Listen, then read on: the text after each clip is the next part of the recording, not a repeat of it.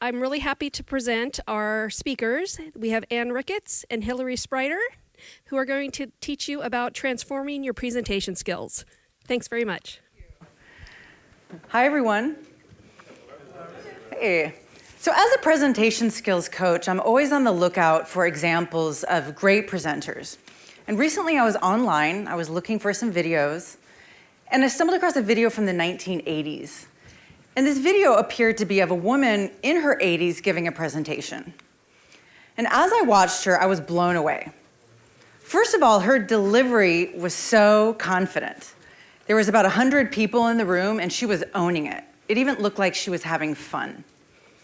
In addition, she had this great connection, this great rapport with the audience.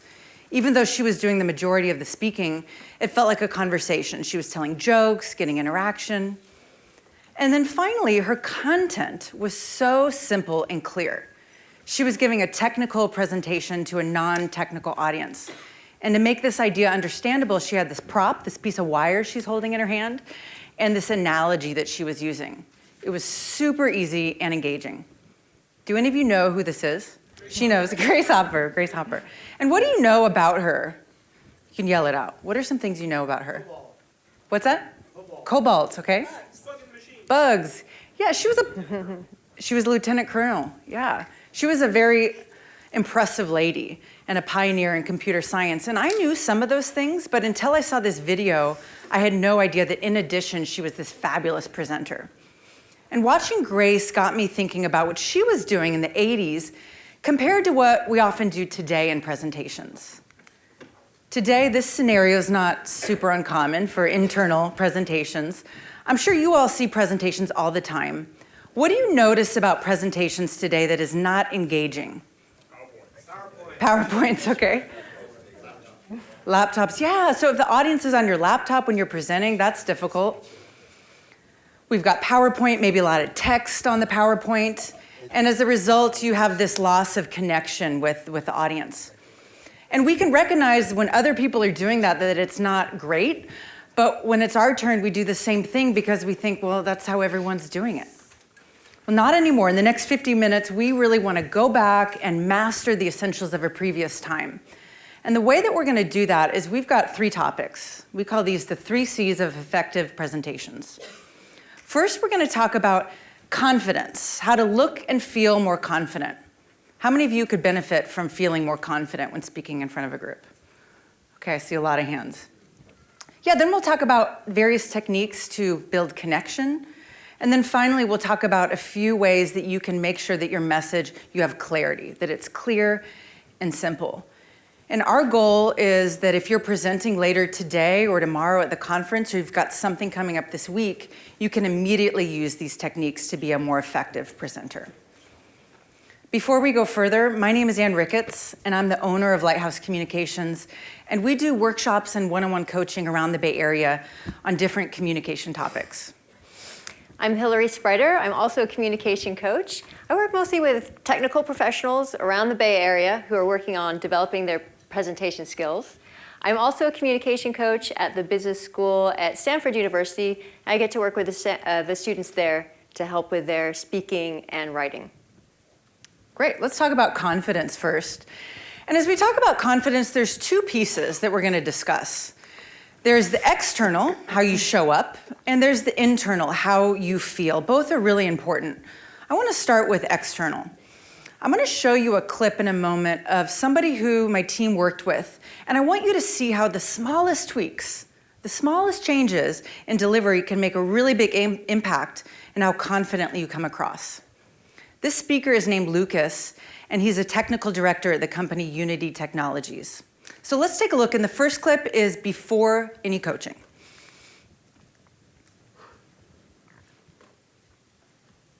Do we have audio?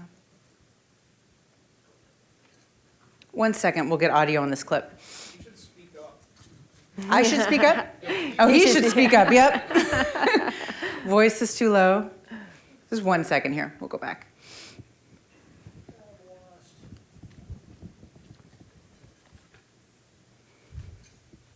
And I should mention, so Lucas is a non-native English speaker, and didn't want to do these keynotes, but everyone at the company thought he was pretty good. So now all of a sudden, every quarter, he's having to speak in front of this live streamed audience, hundreds of people in the room, quite a big deal. We're good? Okay, let's try it again. Here we go, Lucas before coaching.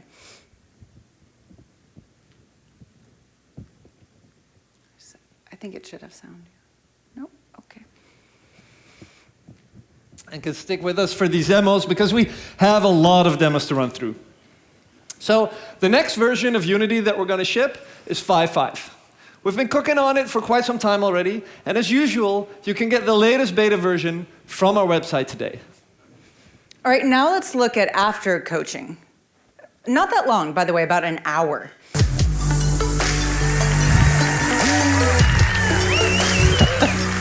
Hey everybody, let's have some fun.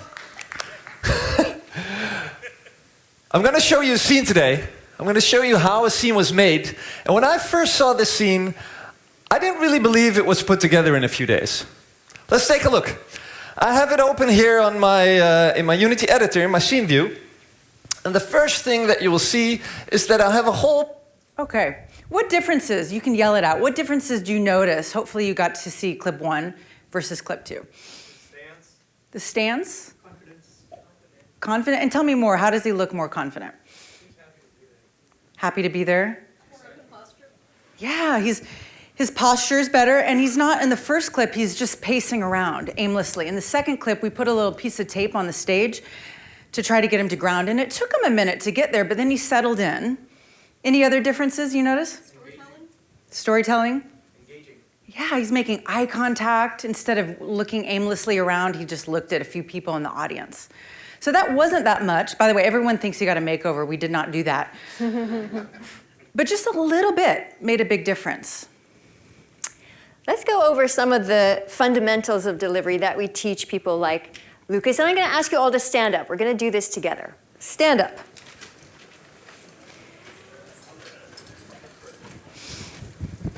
If we want to look confident, we actually have to do that physically. So we need to ground our feet. And that means feet hip distance apart and weight even on both feet.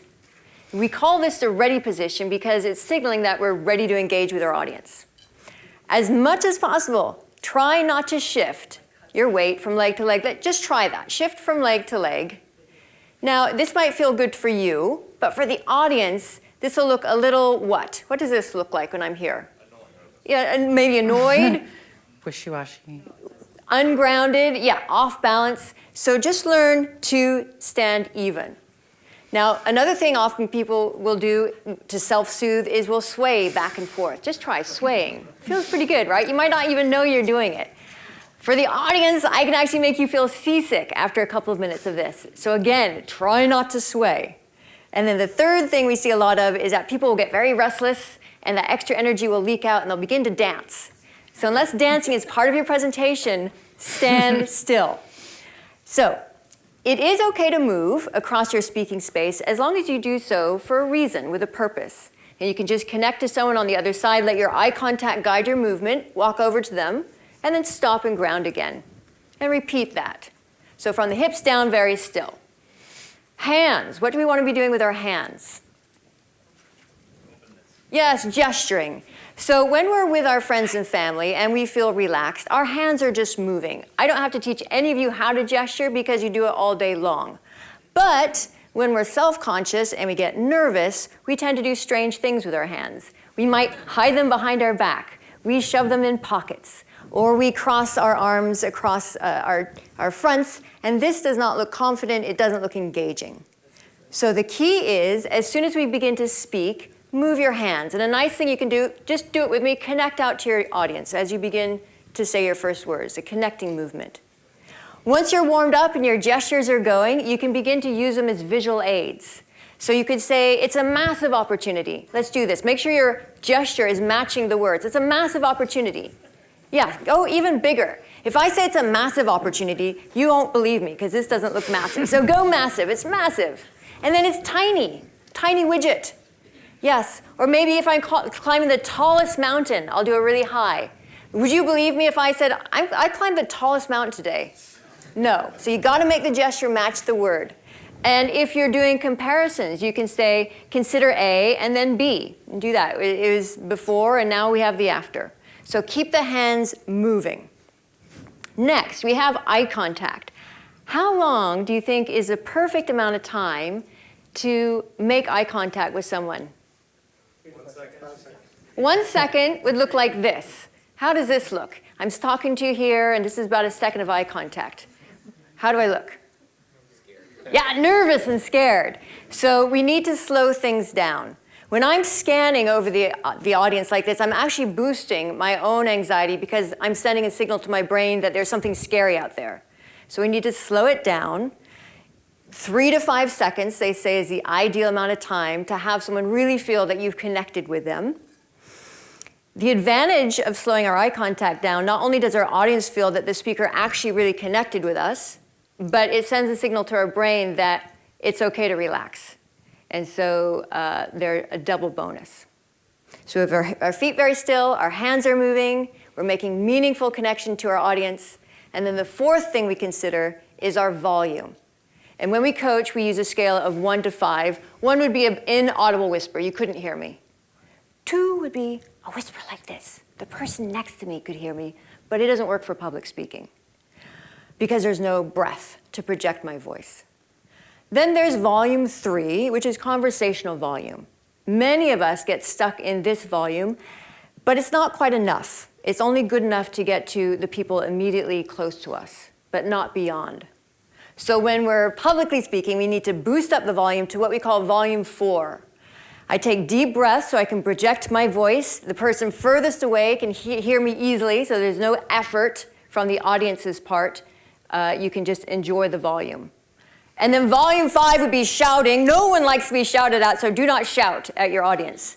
But we're going to go for volume 4 in our presentation. So now we're going to put this all to practice all together. So feet, hip distance apart. Weight even on both feet. We're going to do a few gestures. We're going to do a big gesture, and we're going to say the fun phrase, mamalo popolo, at volume 4. Let's try it all together. Mamalo popolo. Mamalo popolo. And then take it to your heart. Mamalo popolo. Mamalo popolo. And then maybe emphasize mamalo popolo. Mamalo popolo. Yes, fantastic. So you can take your seats. Thank you. Those are some techniques we use. Thank you. To look and sound more confident. But then, and I would encourage you, who's presenting later on today? Anyone still to present? Not too many. Okay. In your next presentations, think of these techniques to look and sound more confident. Now we want to think about the internal confidence. Hands up again. Any of you get nervous when you present, either before or during? Yes, everybody. It's totally normal. So there are lots of techniques that we teach to help people manage their anxiety. But for today, I'm just going to choose 3 of my favorites. The first is, tell yourself, I got this. You are all highly accomplished people. Many of you have moved from other countries, you've learned other languages, you are all experts on information security. So these are things that are much more complicated than presenting. So do not stress about all the things that could possibly go wrong when you present. Instead, remind yourself of all your amazing past accomplishments and tell yourself, I got this. Let's do it all together. I got this. I got yes, this. One more time. I got this. It really works. The second thing is to breathe. Now, when we're nervous, most of us get stuck in a short, shallow, fast chest breath. And that elevates our own anxiety and makes our voice sound a little thin and breathy. So when you present, learn to take long, slow, deep breaths. They automatically calm down the nervous system, and the added benefit is that we can support and maintain our volume 4. So we're going to do this together by putting our hands on our stomachs. We're going to take 3 rounds of in and out. And as you inhale, you should feel your stomach expand with that full breath. So let's do it. Inhale, and then exhale. Twice more. Big, long inhale. Exhale. And once more, inhale. And exhale. Yeah. I just wanted to add, this seems like something that's obvious, breathe, but as Hilary said, we notice when our clients or ourselves, when we're nervous, we forget to breathe. So one of the things that we like to teach in our workshops is that critical moment right before you start and you launch into your presentation. Take a moment, breathe, take a look at everybody, and then start. If you have that moment of breath right before you launch in, it's really gonna help you. The third thing is focus on the friendly faces. The folks who are leaning in to listen to your presentation, who are smiling and obviously engaged with your content.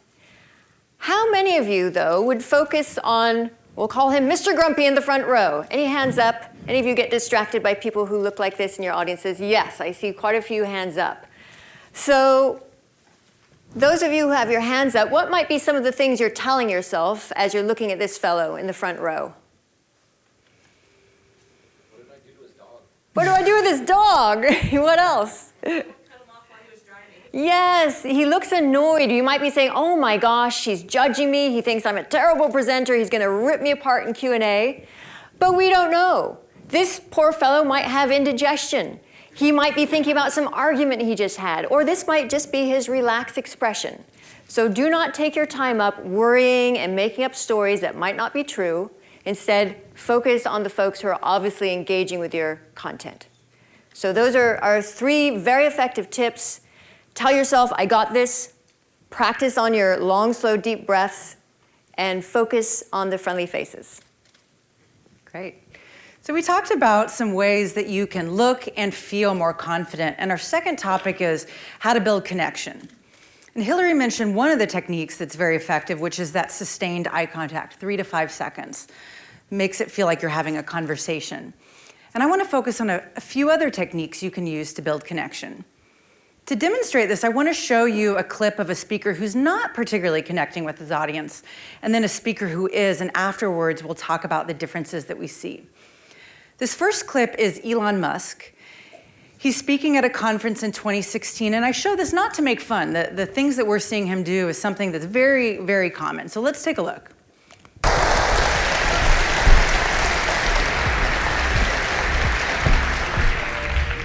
All right, so welcome everyone. I'm going to talk more about what it takes to become a multi-planet species.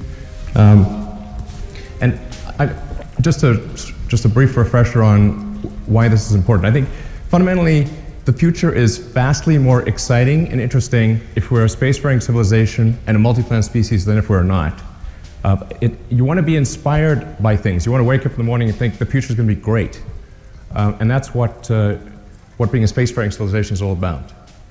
It's about believing in the future and thinking that the future will be better than the past. And I can't think of anything more exciting than going out there and being among the stars. That's why. All right. Do you feel connected? No. Okay. Why not? Seems nervous. Yeah, Okay. he's usually a typical nervous speaker most of the time, and he kind of he squirts words. A lot of his key words he kind of tries to emphasize on, but he doesn't really connect with the audience. Okay, so kind of choppy, a little bit, all the way back there. You want to yell out? Yeah, he seems a little too serious, giving like a university lecture rather than trying to engage with the audience. Yeah, he's talking about space, right? This is really exciting. He even says, I can't think of anything more exciting than being amongst the stars. But he's saying it very flatly. And he's also not getting off to a very good start in terms of his content. He's got a lovely, we call a lovely bunch of words. Doesn't really mean anything. Like, hey, happy to be here, okay, da-da, but not anything of meaning. Now let's contrast that with the speaker. His name is Louis Van Ahn. He's the technical presenter. And let's take a look at some techniques that he's using to connect in his introduction. How many of you have had to fill out some sort of web form where you've been asked to read a distorted sequence of characters like this? Yeah. How many of you found it really, really annoying? Okay, outstanding. So I invented that. or I was one of the people who did it. That thing is called a CAPTCHA. And the reason is there is to make sure that you, the entity filling out the form, are actually a human and not some sort of computer program that was written to submit the form millions and millions of times. The reason it works is because humans, at least non-visually impaired humans, have no trouble reading these distorted squiggly characters, whereas computer programs simply can't do it as well yet. So for example, in the case of Ticketmaster, the reason you have to type these distorted characters is to prevent scalpers from writing a program that can buy millions of tickets two at a time. You know, CAPTCHAs are used all over the internet, and since they're used so often, a lot of times the precise sequence of random characters that are shown to the user is not so fortunate. So this is an example from the Yahoo registration page. The random characters that happen to be shown to the user were W-A-I-T, which of course spell a word. But the best part is the message that the Yahoo help desk got about 20 minutes later. This person.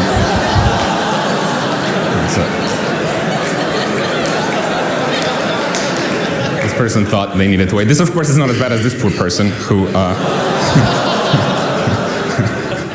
Okay, now. All right, how is he connecting? What's he doing? He's saying you, okay, so he's making it audience focused. Humor, shared experiences. Self-aware, yeah. He made a. He knows that his invention is annoying to some people. He's got some humor, lots of things that he's doing to connect. He also seems happy to be there. He's got some passion and enthusiasm. If we were coaching him, what would we tell him to do, Hilary? Slow down, Louis. Just slow down a little bit, but so many things that he's doing to build connection. And I want to highlight two that you can use. The first one is dive right in with a story. Instead of starting off with your name and your agenda and you're happy to be here, cut all that and dive right in with a story that's related to your topic.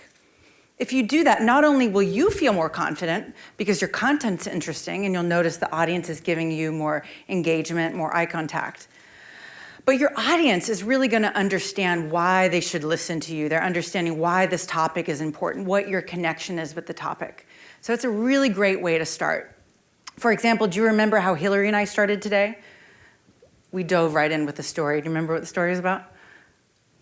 Grace Hopper. Yeah, so that was our method to do this. The other way that you can build connection is to use what's called vocal variety.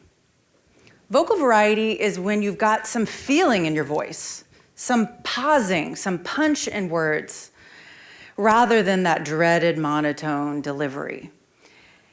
And vocal variety creates connection because first of all, it helps the audience understand the emotion that you're feeling. And emotions are contagious. If you're excited, we're excited.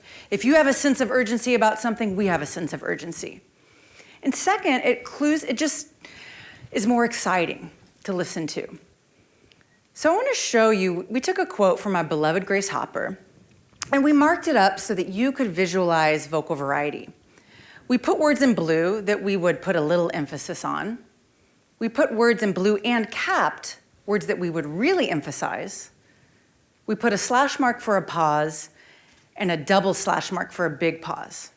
So Hilary's going to read this to you first without vocal variety and then with, so that you can hear the difference. So with no variety, it would sound, and no pausing, a ship in port is safe, but this is not what ships are built for. Sail out to sea and do new things. When I begin to pause and emphasize, pop the key words, it sounds like this. A ship in port is safe, but this is not what ships are built for. Sail out to sea and do new things. Much better the second, right? Yeah, a lot of times we have these key messages in our presentations because we're delivering it, like Hilary did in the first round, your audience doesn't really get it. We want you to practice this. So with the person next to you, I want you to read it with vocal variety, and then get some feedback. Is there anything you could do to add a little bit more emphasis, more feeling, and then do it again? So you each do it 2 times. We'll give you about 4 minutes to do this. Go ahead. Sorry. That's okay.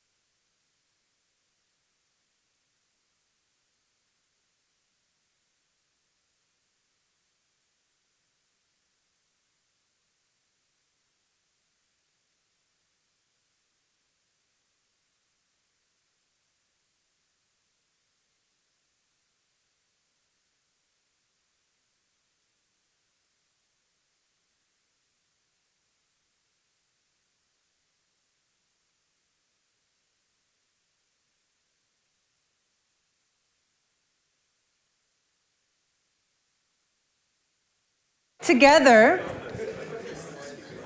how was that, doing vocal variety? Good? Great. You can visualize if you have a script or maybe you've got a couple key points that you want to emphasize in a presentation. I like to mark it up this way. This really helps me as I rehearse. Now let's get you to practice with a topic that you're excited about. And we thought that some of you might be presenting at the conference later today or tomorrow, but it doesn't sound like many of you are. But maybe you could think about security or your work, what you do, your team at your company. What are you passionate about? So what you're going to do is with a new partner, you're going to share your excitement for that topic in a few sentences. For example, let's say Hilary's my partner. I could say something like, I'm excited to present at B-Sides because when people present, they get really nervous. So if I can give them 1 or 2 tips to make them feel better, that's really satisfying. Then she's going to tell me on a scale of 1 to 10 how convinced she is. Well, Anne's pretty good, so I'm going to give you an 8.5. Okay, she's probably more like a 7, if she's being honest. And I'll do it again, and then switch. So you'll each go 2 times and then switch. So we'll give you 5 minutes to do this. Please, partner.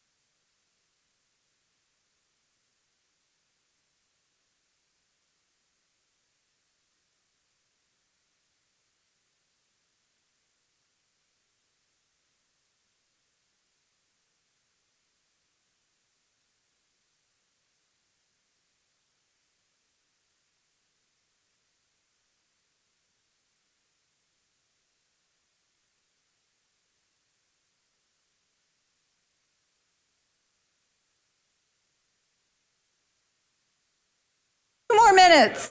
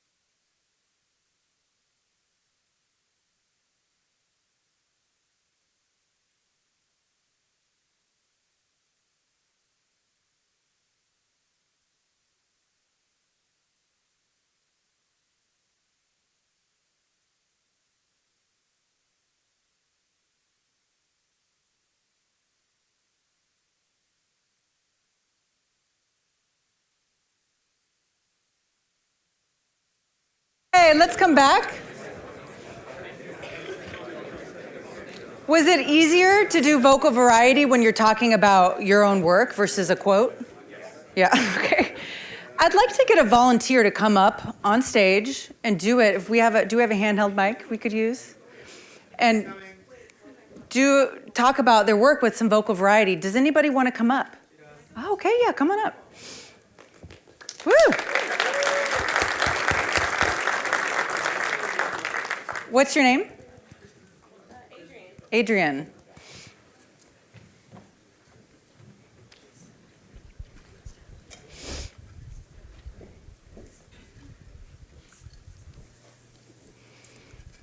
All right, let's hear. Why are you excited about your topic? What's that? I don't know what the question is. Well, share what you practice with your partner using some vocal variety. Okay, so we just talked about what we do. Yeah, so why do you like what you do? Okay. I like what I do because I am a systems engineer. I like what I do because I get to talk to people every day, as well as being technical at the same time. So I get to have the best of both worlds, where I can, be social as well as solve technical problems. Nice job, woohoo! And I saw you use some of Hilary's techniques, like I get to do this and this. Nice job. How about one more volunteer? Anybody want to come up? You want to come up? Come on, come on. What's your name? Luciano. Luciano. I could tell from Luciano's body language that he was like into it. Great. Awesome, thank you. Hey, how's it going, everyone? This is my first time presenting at B-Sides. I want to tell you guys a little story. I've been coming to B-Sides a few times now. I've been at DEF CON. Great conferences. But my son, he's now his first year in college, and I figured, you know what? This is the best time to actually get him to come in and participate as well. Because he's going to get to the point where he's going to have to choose a career, right? This is probably the best time to actually get into InfoSec, because you have a lot of new people, a lot of diversity, and I wanted to introduce him. Not only that, but what he really wants to specialize in is the legal aspect of cybersecurity, policy and law. So I brought him here so I can introduce him to the EFF. So if there's anybody out there from the EFF, please come down here and talk to me so I can introduce you to my son, Gally. Woo! Thank you. Good job. Let me take that. I was a little nervous. That was great. He had some emphasis in words. He was gesturing. I got the emotion that you're happy to have your son here. Nice job. Nice job. Okay, so to summarize the connection piece, there's lots of ways to connect, but two very effective ways are to use some vocal variety and to dive into your presentation with a relevant story. We've talked about how to look, sound, and feel more confident, and then Anne was telling us about the importance of connecting. We're going to move on to our last topic, which is clarity. How to make your content clear and concise so it's easy for your audience to understand. As communication coaches, Anne and I hear a lot about 3 common pitfalls when it comes to people's content in presentations and meetings. The first one that we hear a lot of is that there's no clear point. So by the end of someone's presentation, we understand the topic, we have some new information, but we're not sure of the main takeaway. The second pitfall is that there is too much information presented. So the audience ends up feeling overwhelmed and they go home not actually remembering that much of what they heard. And then the third pitfall we hear of a lot is that the information wasn't relevant, or if it was relevant to the audience, the presenter didn't actually connect the dots. So people go home and they don't really know what to do with all the information that they just took on.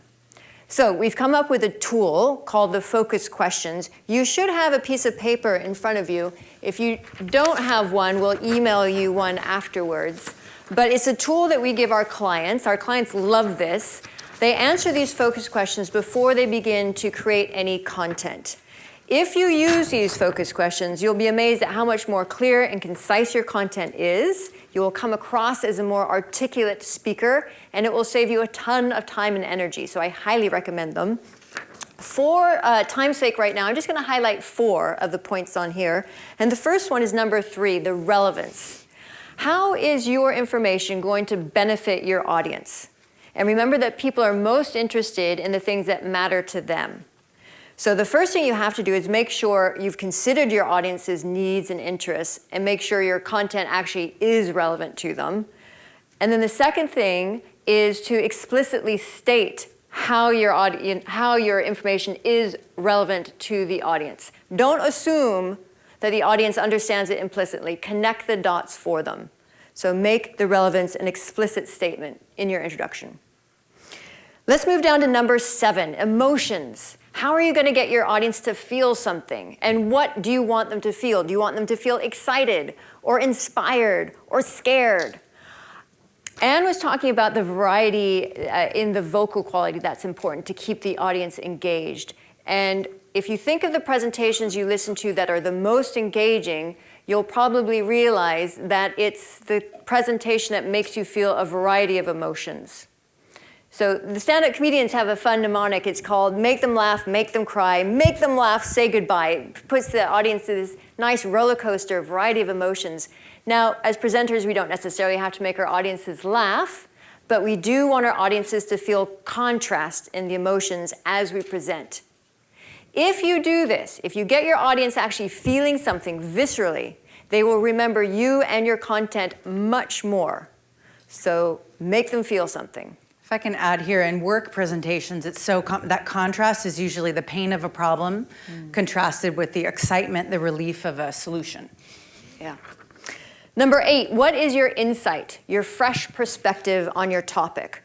We're often asked, well, what do we do when we have an audience who are already expert in what I'm presenting on? How do I keep them engaged? Come up with a new metaphor or analogy to put a fresh feel into the topic. Tell a personal anecdote to put your own personal touch onto the topic, but come up with something new, a new, fresh perspective. It can take a lot of time to come up with these insights, but the payoff is really big if you do. And then the final one, number 9, is what is your main message? If you want your audience to understand your main message, you have to know it first. I like to write it down. Make sure your main message is concise. Most of us have a hard time being concise. It's much easier to be long-winded. But again, if you take the time to write down a clear, concise main message, include it in your content, your presentation is going to land much more powerfully, and again, it's going to be more memorable. So use these focus questions. They're really helpful, save you a ton of time and energy. And we're going to get a copy. Yeah, I'll email them out, and it's a fillable PDF, so you can use it in the future. Just fill it out. Yeah, great. So as well as our content being clear and concise and relevant, we also want to consider how our slides are communicating for us. Many of us put on way too much information on our slides, and they actually end up overwhelming and confusing our audiences more than they help them understand our content. The thing to remember is that every single little thing you put on a slide is demanding part of your audience's attention. So anything that is not actually communicating meaning, remove it. That includes extraneous information like diagrams you don't reference, words that are too small you can't read, decorative backgrounds. Take all of that, what we call noise, off the slide so that you have a really clear signal coming through. We have an example of a noisy slide. Here it is. Noisy slide.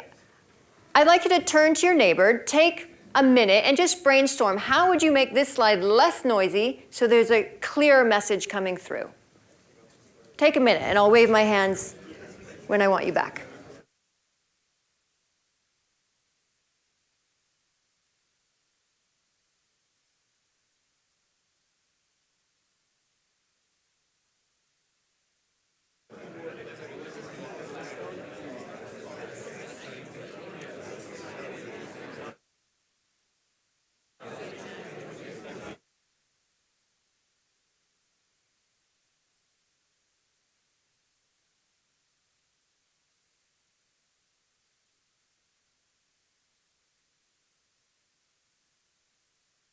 Let's come back. I'd love to hear some of your thoughts. What do you think? Picture paints 1,000 words. Why are there all the words? Why are there all the words? Yes. So first thing to do would be to critically think of your content. You can see these messages are slightly different. It's ambiguous. So now I'm confusing you with two messages. So instead, think critically, what is the main message, and write it on your slide. What other thing would you do? Yes? So it seems odd to try to convey a percentage with a bar chart. Mm-hmm. How might you convey a percentage well, like more a effectively? pie graph seems to be more relevant for visually able to convey a percentage. Yeah. Because you've got a y-axis that stops at 30. What is why? Yeah. Yeah, so maybe a whole different visual would set this up more effectively. Other things, other suggestions you came up with? I mean, a lot of it is repetitive. Mm-hmm. If I were to just give a message, I'll just directly say that. Yeah. And that will be it. There's extra information. Yes. And also consider your audience's needs. Is the audience really going to remember all 8 data points? And if they're not going to remember them, why are you showing it? So maybe make it less information. Yeah, there was another hand up over here. Yes? Yeah, the background sucks. Get rid of all those decorative gray squares. That's just clutter and noise. Yes, way up in the back. Yes, the numbers, like 27%, and then the text is more time to spend on Facebook, yada, yada, yada. It's like, it's too repetitive, or the numbers can be confusing. Yeah. Yes, it's confusing you. And how easy is it for you to track your eye from the top of one of the columns and try to find where it lands on the y-axis? That's not easy. So we can see there are things to be done. Here's a possible revision. There's certainly more to be done, but here we've put one clear message on top. We've got rid of the decorative background. We put the numbers directly on the columns. We've got rid of the XY axis. Next step might be, how many data points do we really need? Or it might be maybe a whole different visual. Maybe a pie chart would be a better way to do it. But think through your slides. Examine whatever is not meaningful, take it off, so that the audience isn't overwhelmed or confused with having to search through all the noise to get to the actual meaning. So clear, concise, relevant content through your focus questions, and clean up your slides. Thanks, Hilary. So today we talked about a lot of things in 50 minutes. We talked about how to look and feel more confident. We talked about ways you can build connection, and then finally using the focus questions and cleaning up your slides in order to provide clarity. This can feel like a lot to think about, especially when you're nervous and you're presenting. So our suggestion is to think about 1 or 2 things to start, just 1 or 2 things. For example, maybe you're gonna be loud, be at that volume 4, slow down, or clean up your slides, just a few things. And then once you master those things, then you can add on more later. If you're interested in more information, workshops or one-on-one coaching, you can contact us here. And we have some time now for Q&A, so if you have any questions in the moment, we're happy to take it now. Yeah. Oh, do we just want to yell out the questions? Yeah, I think that'll be Okay, so really loud voice. Do you have any recommendations for if you're putting text in slides or you're making points? One, what kind of a font to use and how many sentences would be applicable to put on one slide, not more than how much information? You want to take this one? Yeah, I can answer that. First question for what size of font. What we suggest for your main message, the most important takeaway, a 28 bolded sans serif font.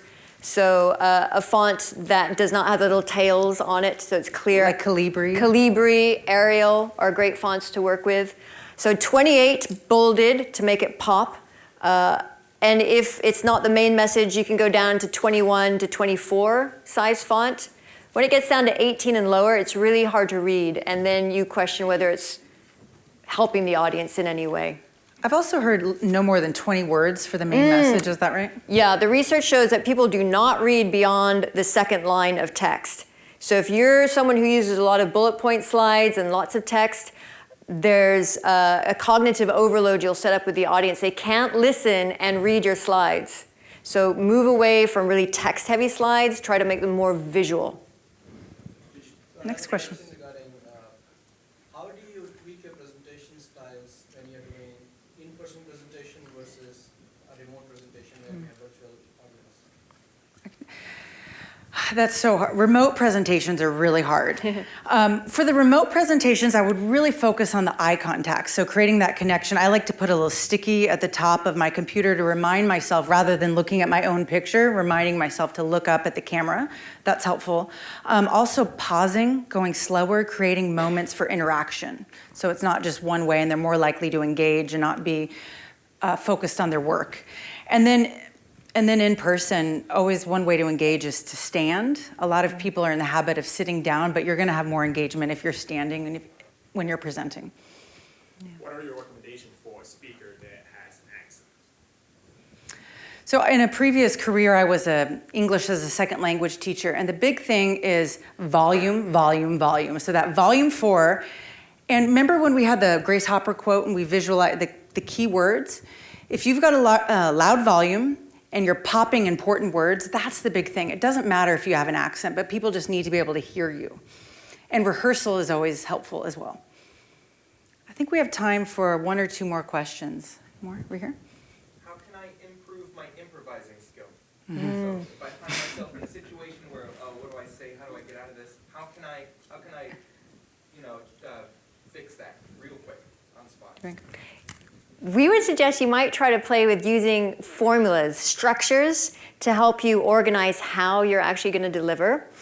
So there are lots of different structures, but one you might use is, have you ever been to an interview and the interviewer says, "Tell me about you," and your mind goes blank? Using a structure could be something like past, present, future. So you could say, well, 5 years ago I was with company X, focused on this kind of work. Today, I'm delving into this project here with company Z. Looking to 2 years from now, I hope to be doing this. So a structure just helps you organize what you're going to say, and it gives you a little bit more brain energy left over for the actual details. Other structures are things like problem, solution, benefit, the what of the issue, the so what, why does my audience care about this, and the now what, what's my plan of action. So if you use structures, your impromptu speaking, you suddenly become a lot more eloquent and articulate than you might have been previously if you just go for a stream of consciousness, which will easily lose your audience. We've got some videos on those on YouTube if you look for Lighthouse Communications. Another thing is just to focus on your nonverbals, the volume, slowing down, making eye contact, because even if your content's not that good, if you look confident, that's helpful. Okay, one more question, yeah. So say, like the grumpy guy in the photo, what if you end up with a critical party that is during your open Q&A that are maybe making you nervous, criticizing your presentation? How would you deal with that? So the question was, what do you do if like a key player, a decision maker, seems to be skeptical or is asking questions? Is that right? Yeah, and maybe they're coming across as overly critical, and that could be your perspective, but how would you deal with that nervousness? That's so difficult. I would first of all take a breath and realize that it's not about you, it's about, so I would, instead of getting defensive and shutting down, I would take a breath and tell me more. David, can you give me more information? Can you give me an example? Let him talk a little bit, and then once you breathe and calm down, you'll be able to think more clearly on the fly. So just breathe, trust that you know what you're doing and you got this. I have a suggestion on that too. People might argue the facts with you, but they can't argue with your experience.